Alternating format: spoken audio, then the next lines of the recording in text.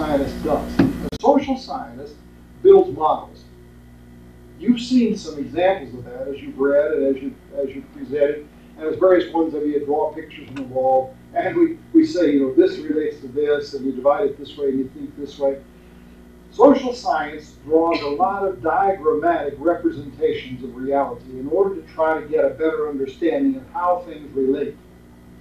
And that was exactly what Jane provides when she provides us those two very simple handles that make a lot better distinction than the old distinction between charismatic is of God and non-charismatic leadership is not of God. That just, I thought it would be well for us to hear out what Matthew did with that illustration, because I think it relates to what a lot of us may want to understand about one of the points of contact at a central issue, the issue of leadership, and our theological understandings over against our social science understandings. So, Matthew, would you be willing at this point to share with us what you were spinning out with me this morning?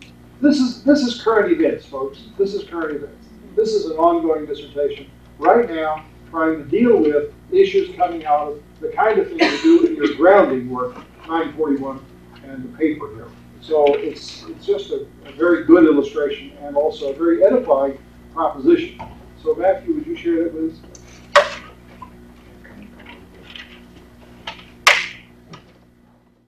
And I delimited my study and dissertation onto one of those big areas, and that is face healing. Actually, face and healing. In face healing. All kind of healing face involved, especially face healing. I think face is the most important structure.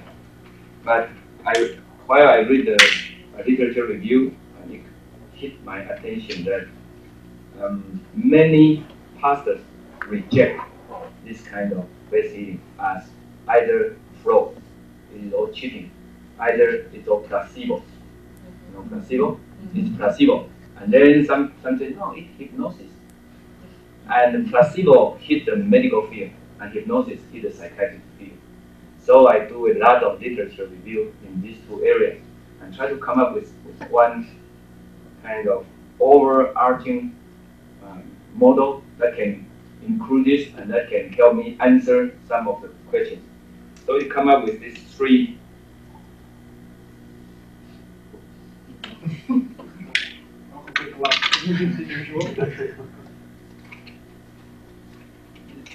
kind of model, and we have three centers, and one I call it therapy center, second therapist,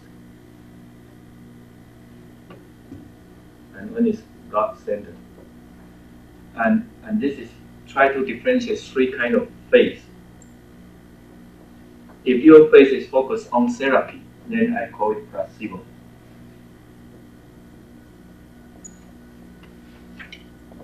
Placebo effect will be the main effect, and that is true effect. You can read literature. That is not just your imagination. They can hear, and physiological science come up. And if focus is on therapist instead of therapy, then it is hypnotic effect.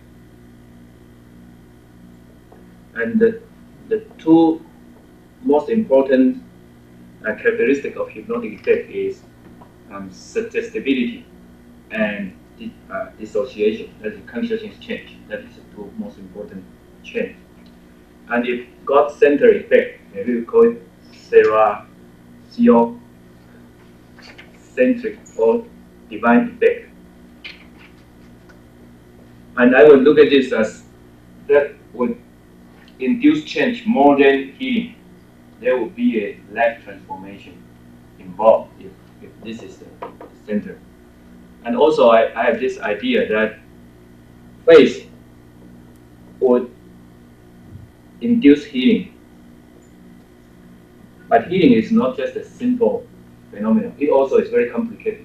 And the healing includes, at least we have physical healing, we have mental, we have social, and maybe we have spiritual. And here in what the physical healing from is from disease. The mental is from illness. The social from sickness. I mean, maybe we say this is from sin. And the more complicated is that after the healing happened, the healing itself would turn back and influence your face. You know, if you experience healing, then your face would either increase or decrease. You know, and then Ted mentioned about James' study about this charisma. For me, the charisma will be focused on here, the therapist, the hypnotic effect will be the major part. And he mentioned about this two differentiation. One is social oriented or personalized or socialized. Okay. Then I told her then we can divide this into two multiplied by 2 by 2, and this is orientation, huh? Social or personal, and this is source. Maybe we call it divine or humane. Then we got a four possibility, and I suggest that this orientation is about the motive or motivation or use of the charisma, and this is just origin. So we may have human charisma, but social oriented, and maybe we can say the Hindu example that Gandhi, maybe he belong here. He is just human, but he is for Indian people, not for himself. And as Ted maybe suggested, Hitler maybe it is human, but it's personal. And interesting that if divine, it should be used this way for the service, for the enrichment of other people, but maybe it's still one possibility that it's divine, but it's abused for personal gain. And this is what we have to be very careful. And in my study, if a patient brought to see a face healer, and after the face healer, the patient got the hypnotic effect, then try to connect this to this, then it a little bit afraid that it go to this area, you know. And my suggestion, if I finish my study, would say that the best face healer, whatever patient comes with whatever kind of face, after the healing, try to encourage the growth of this God-centered faith, and then that will be the best result we can hope for this thing. Thank you. Share the illustration from the story of the lepers. Okay. In Jesus' healing story, there is 10 lepers, and all got healed physically, maybe mentally. They all are very happy, but only one returned to worship Jesus, to kneel down and then to glorify God. And then Jesus said, "Your faith heal you." So I will try to use this to say, we have different kind of healing here. And the second is that if the center of the faith turn, maybe when first the leper come, they just one physical heal, one cleansing, you know. But after that guy, one of the 10, their faith changed, his faith changed, and into a God-centered faith, and return and worship God. And I think that would be our main model. Thank you. That illustrates it beautifully. Don't go away just a minute. See if there's anybody who wants to raise a question or make a comment. That was a beautiful, terse representation of what we were dealing with this morning. And I thank you. Are there any questions, any comments? I have a question. Do you think that is, let's say, therapy or therapist-centered, it will be back the problem? No. Sometime? All kind of healing. In medical literature, you can check out all kind of healing. In the past, we denigrate those effects as it only in your mind and it only temporary. And now it shows placebo and hypnosis have true effect that can be physical. So not temporary now, that can be physical. And they are even delineate the possible mechanism from mental into limbic system, into hypothalamus, into pituitary, and then autonomic, endocrine, immune, and neuropeptide. There are forces involved, and so physical effect coming out. So the mechanism is already clarified by the medical discipline. The second point is, how can you discern between this? Yeah, that you have to work on. Oh, okay. If they say, okay, if come to for prayer healing, then I will ask, do you believe this prayer will heal you? If he said, yeah, sure, then it is placebo effect. Because the faith is focused on therapy, that is prayer. If the patient has faith in prayer, then he will not insist go to this specific therapist. Like we have placebo effect, we give placebo. The doctor becomes irrelevant. Either Dr. A or Dr. B or Dr. C irrelevant. As long as the patient got the pill, the placebo, they got healed. So the focus is on patient himself, the trust of patient in the therapy.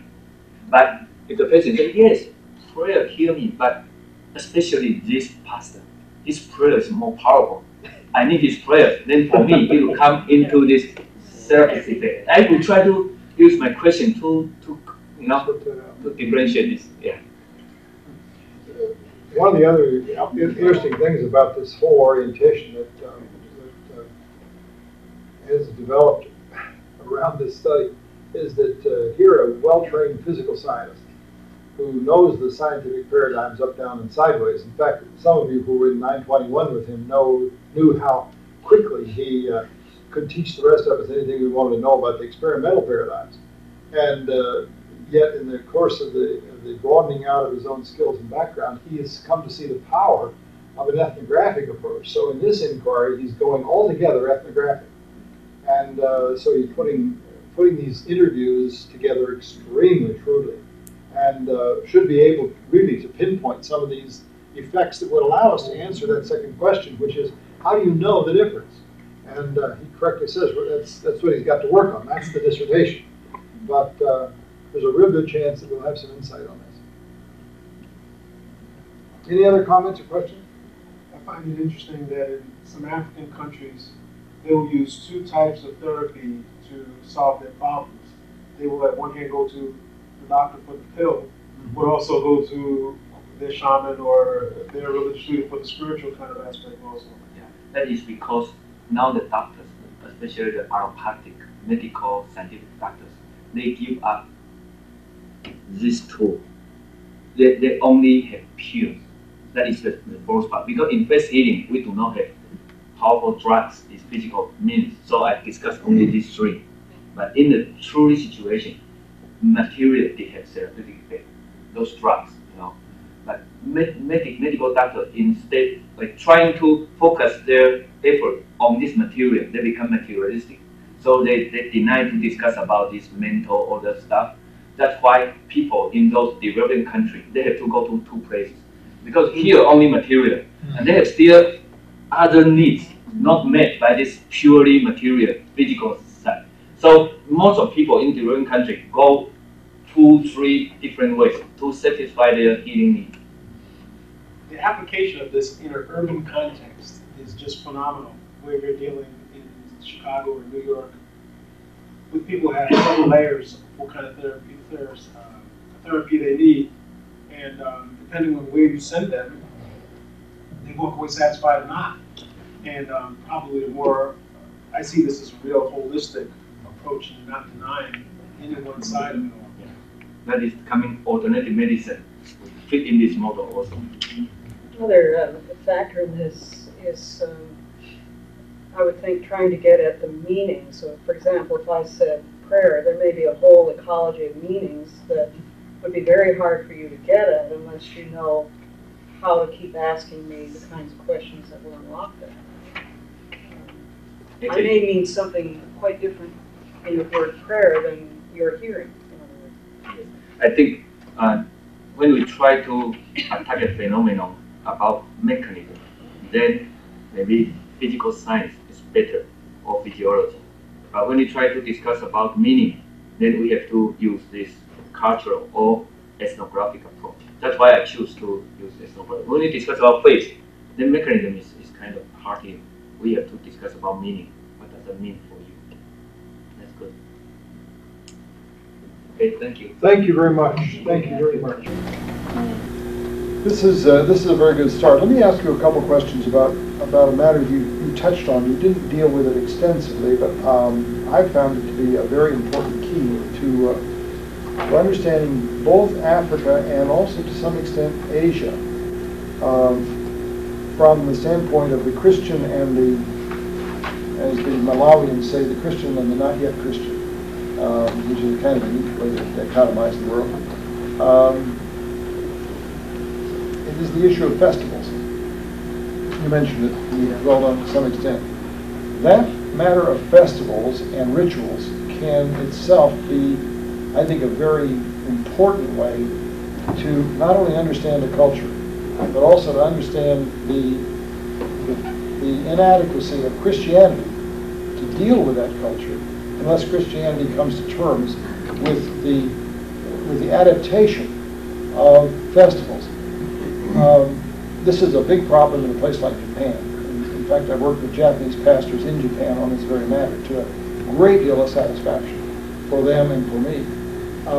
I worked with a pastor's workshop for 2 weeks one time in Osaka and decided almost on the basis of information from too few informants before the workshop that we should really deal with what I call, and I guess some anthropologists do refer to it similarly, the replacement or the baptizing of rituals. The historical tendency for Christian missions has been to ask, first of all, if a ritual or a festival or a celebration has a root that seems to be reflectant of the Old Testament. Now, granted that it's pre-Christian or non-Christian, the question that they often ask is it something like an Old Testament festival? And if it is, then they try to kind of show the parallel between that festival and the Old Testament ritual or the Old Testament ceremony. There aren't an awful lot of ceremonies that work that well, though, as reflections of the Old Testament. There are many more that work well as a simple ceremonializing of something that is intracultural, or we might properly use the word at this point, cross-cultural. For example, in this workshop I worked with in Japan, I'll have to tell you the story of that because it illustrates one of the problems in the practical level of trying to work with people to do theology in context for themselves. As you say, leave the theology to them, but work with them. Well, I've tried to do that. In fact, that's been one of my more fervently attempted activities, is to work with them in terms of their theologizing. But you can't do that simply in the abstract or in the proposition of Scripture. You can't do that from a book of systematic theology. It just doesn't work. It's not where they're coming from. What they're so typically coming from is a tradition of festivals and of ceremonies and of numerologies and seasons and all kinds of mystical meanings. And many times Christians just run away from that and say, well, that can't be what Christ is all about. Nevertheless, we do the Lord's Supper, for heaven's sakes, which looks to the rest of the world like a real mumbo jumbo. To be honest about it, come on. That's pretty far-fetched. This is the body of Christ, sure. And it's just out of a bread wrapper. We sometimes put down the things that people are doing symbolically on grounds that are really spurious grounds, not legitimate grounds to put them down. For example, the veneration of ancestors. The veneration of ancestors has always been an issue of Christian missions, because in so many places, ancestors become part of the God world or the separated world. Well, that's one side of it. Ancestors also retain a contact with the real world. So when you venerate ancestors in Japan, for example, you're not only looking this way, but you're also looking as if in a mirror at your own family, at your own community. And many Christianized Japanese have had a lot of trouble with the ancestor worship simply because of the harshness of the Western, and particularly the missionary view of this as a kind of paganism and not worthy of Christian thought. And yet, I can tell you that when you take Japanese to a Christian funeral, they are startled to discover the number of things that we do in Christian funerals that are very much like what we criticize in ancestor worship. And then you take them to the cemeteries, where you find typically a much more elaborate memorializing of the ancestry than the Japanese ever do. I mean, many times the Japanese have a simple stone column with the name inscribed and very little else. And we go into elaborate marble statuary. And our cemeteries, on the average, look far more pagan than do the Japanese cemeteries. Now, this is, I think this is a big problem, because we have attacked the festivals and we've attacked the ceremonies without asking the question, is there something here that ought to be preserved? Is there something here that in fact has legitimacy? You see, we can justify all kinds of focus on the ancestors that we have by saying we respect them and we feel their influence in our lives. Well now, let me just tell you, when you go that far, you're a long way down the road to mimicking or looking a lot like the ancestor veneration that you find in many other cultures.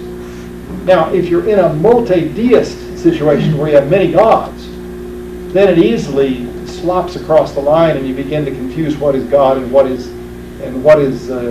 natural.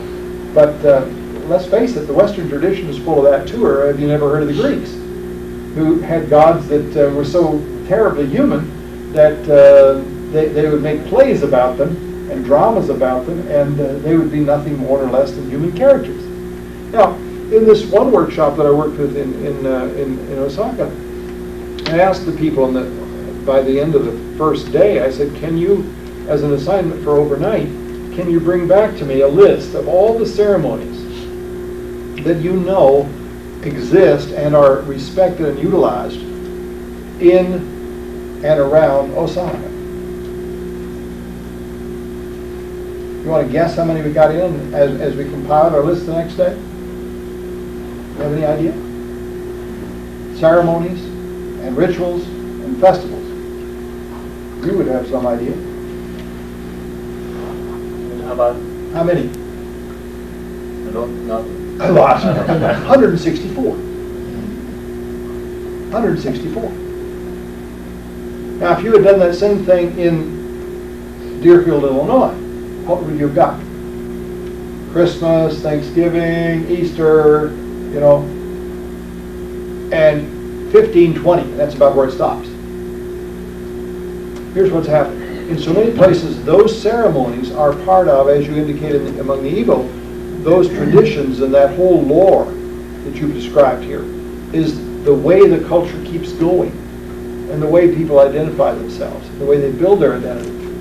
You come in and say, let's get rid of that, because it doesn't square with Christianity. What do people hear in that?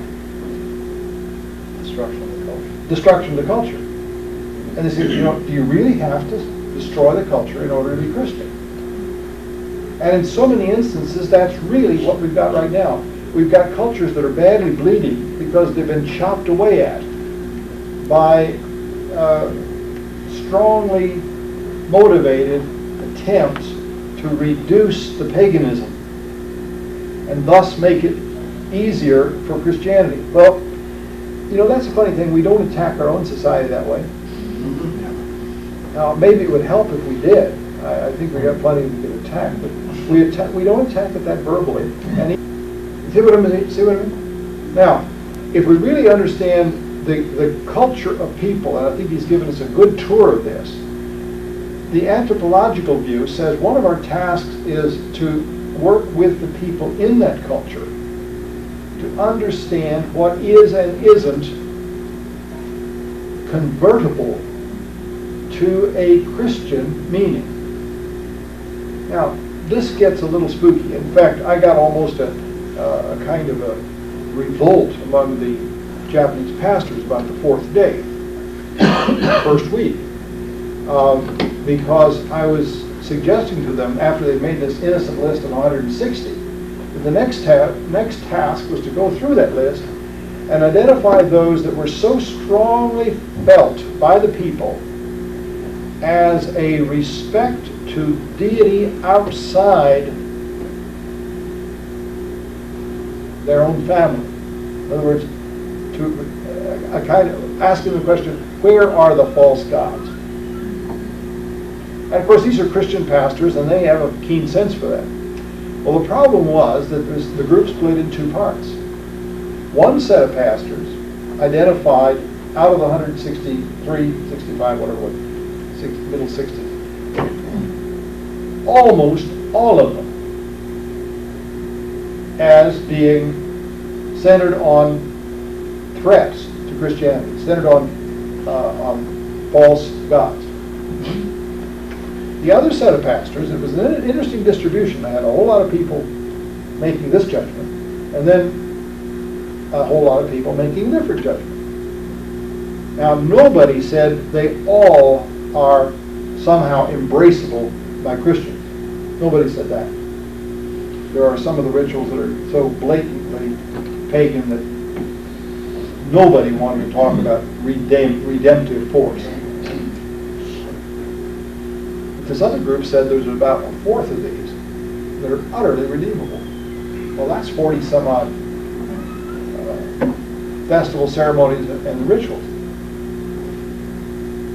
And so then I said, all right, the next task is to take the ones that you feel that way about, the 40%, and indicate what you would do to adopt this as a Christian experience. And that's where about 50% of the people revolted, because that was too much like, you know, for them, their list wasn't that big, and they weren't about to do this. And some few really locked up and only were willing to work on 2 or 3 or 4 things, one of which was weddings. And I thought, well, you know, fine, we'll put a team to work on weddings, and if they could Christianize the weddings just a little bit, that might be something you could even take home. Might be a good idea. So they went to work on that, and so we effectively neutralized it. And then this much more aggressive group began working away on some of these rituals that clearly had only a Shintoist background, or they only had a shamanist background. And what do they represent was the question I had asked them. What do they represent, and is there anything at all like that in terms of a Christian theologically grounded message? And I saved till about that point the big gun. And that big gun that I brought in about that point, and I trained it on some of these narrower people, I said, I'm going to pull the trigger on this big gun. And the big gun comes out of church history. And it's called Easter.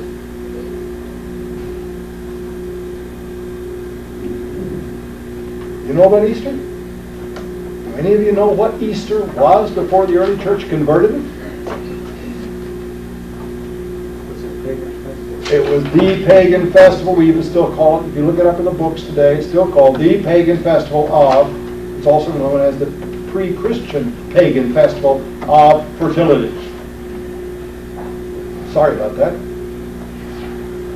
The early church converted that festival. And before very long in the church era, we were not only having a festival of the resurrection, but we were having a whole celebration of rebirth. Because rebirth in Christ was the Christian adaptation of this ceremony or this festival of fertility. Interesting, in the Latin tradition, they never picked up the Greek term. Do you know what that festival is called in Spanish? Come on, somebody here must speak Spanish. That's ironic. What's it called in Portuguese? Are you talking about Pascua? Yeah. Which is very close to the Spanish. Yeah. What does it mean?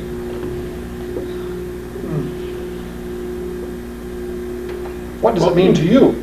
In fact, there is a lot of, I was thinking, there is a lot of different meanings. Because you see this kind of capitalist things is pushing one meaning, but the celebration in the church means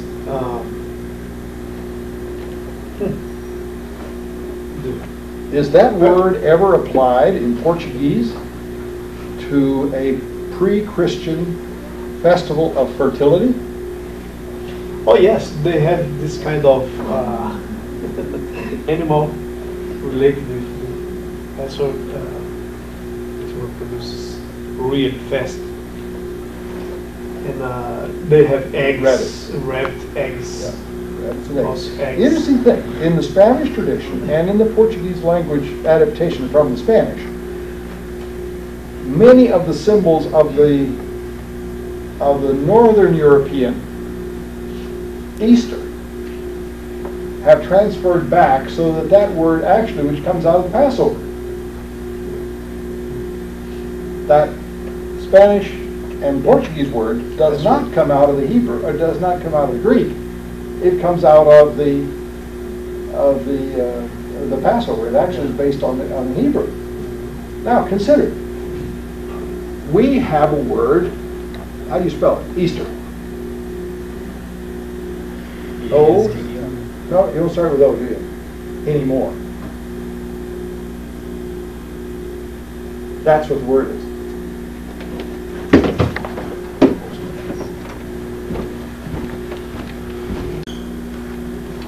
You know that word?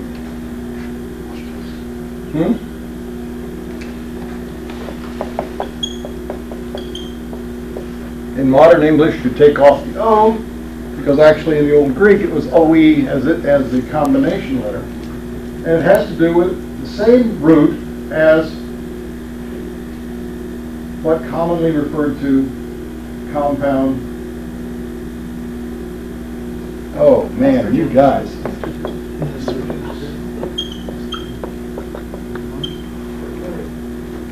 Okay?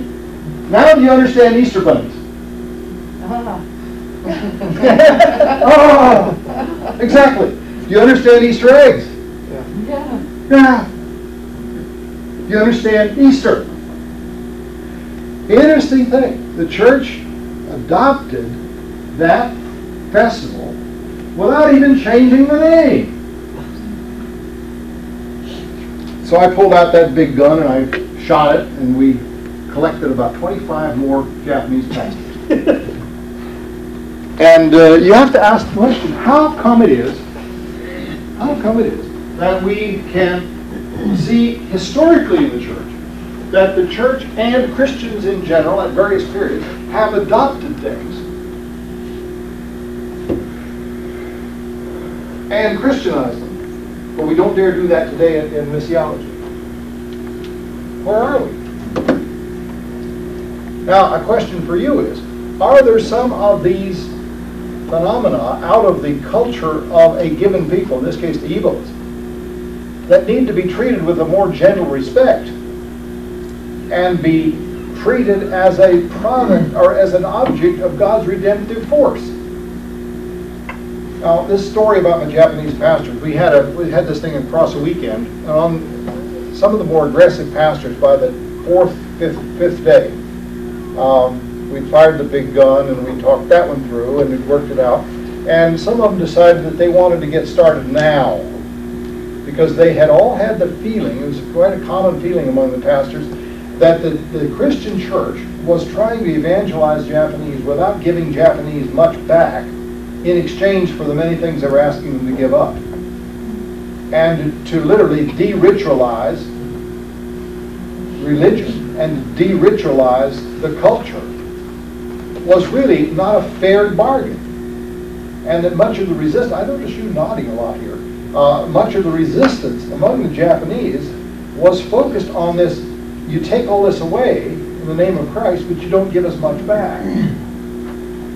So this group of pastors decided that, there were 5 of them from the same church, and they decided that weekend they were going to start a new ritual for their congregation. The new ritual was called the christening of the house. And it would be a ceremony in which the people of a family who had moved to a new place to live would, as a symbol to the whole community, open the house on that day, preferably a Sunday when everybody would be ordinarily at home, and that they would have the pastor come in, and the pastor would prepare the members of the family to take part in, we would call it a kind of a, what's the word I'm after here? A ritual, Ceremony. no. Dedication? No, I mean more literally, what we do in a liturgy, thank you, Dave, a liturgy. Okay, they literally build a liturgy for this. And there were roles for the father and for the mother and for the children. And they would really try to create this ceremony and just do it like that, you know. And they had a video camera, and one of the pastors in the staff was the cameraman. And the others were participants. And the 5 of them together produced a video that came back into our class on Monday as the illustration of exactly what we were talking about. And they had taken one of the many ceremonies that exist in Japan, which is a pouring of wine or something of the kind on the doorposts or something. It's a Shinto ritual. Kind of purification. That's it. It's purification of the house. And so what they did was to bring that ceremony, which was largely an outside the house ceremony, and bring it into an inside the house ceremony. And then they would symbolically throw open all the doors and all the windows. Well, that means literally sliding everything to the side, you know. And it is not typical in the suburban communities for people to invite others into their home. It's a rather unusual thing from a Western point of view to actually be in someone else's home. So these Christians were going to do the weirdest of all things. That is that they were going to literally invite the whole neighborhood. So they did the ceremony with all the windows and shutters and doors open, never mind the temperature, everything open, so that all the neighborhood would see and hear what was going on in there. And literally they took their turns at the doorways, they took their turns at the windows, and they were looking in. We counted something over 60 people in the neighborhood, in addition to that family and some of their intimate friends who were part of the inside group. We saw this whole neighborhood watching what was going on here. And the father did some Bible reading that was part of the liturgy, and he did some prayers, and the mother prayed, and the children prayed. And they had some preteen children and one teenager. Quite a testimony. And the whole point of it was that they were trying to say what Christ is he lives in the house, and through him we live out. And that was the main theme of the whole message, that we enter into the neighborhood, we enter into society, and we interact with people because of what Christ has done for us and what Christ means for us. Well, now, let me tell you, there was a great deal more conversion of some of our slower pastors on Monday. And by the time at the end of that week, everybody was into this game with both feet. And I've heard from a number of those pastors across the years about things that they have instituted and are still carrying on. The attempt here was not to, proliferate and match the general society, but at least take a clue from the general society as to what sorts of things can be done to replace the things that we would say are not honoring to Christ, and therefore should not be an object of Christian participation. Now, a great deal of judgment had to be used by those pastors, and I kind of left it to them. I said, I can't make those judgments for you. I can tell you what Americans might say, but that's not what's really important here. What is really important is, what do these things say to you, and what will they say through you to the rest of your society? Now that's, I think, the practical power of going down the direction that you're going down there in your study, and to ground an understanding of the Christian trade-off, or the Christian bargain, or the Christian economy, in terms of what is left in a culture, and how can that culture be enriched, not just denuded of its particulars. Perhaps look at whatever literature that might be in the area of the ceremonies. Yeah, exactly. Ask the question, what is this society expressing a need or a concern for? And what would happen if we pull people away from that without giving anything back in exchange? Less like we are discussing this here now. It's hard for me to sit down and think of what is the meaning God giving the children of Israel the festivals. There are a lot of we can look at it from many perspectives. One of them is the need for socialization of the people, but we don't often think of this. Personally, I don't really, but good listening to you now has given me a somewhat new perspective and understanding of all the ceremonies God gave the children of Israel, like the first fruit. The first fruit is very similar to the New Year festival we have. That's right. Yeah, it was when you were talking about this in here that I was thinking about. That's what caused that to come to my mind. Mayer's book, Christianity Confronts Culture, spends a whole section on the festival schedule and how it affects a group of people and how you work through. He actually even has questions to kind of work through some of the tensions that you might ask between some of these festivals. Christianity Confronts Culture. I mean, it's a little old. It's getting old, but Still good. the work section in the book, the questions that he has to ask about festivals and about scheduling are very useful to apply to some of these kinds of things. That's Marvin Mayers. Marvin Mayers. First name. He was at Wheaton for a number of years. He was with Wycliffe as a missionary in his early career in South America, Costa Rica, and in Colombia. Mayers. Marvin Mayers. He ended up his career as education coordinator for Wycliffe.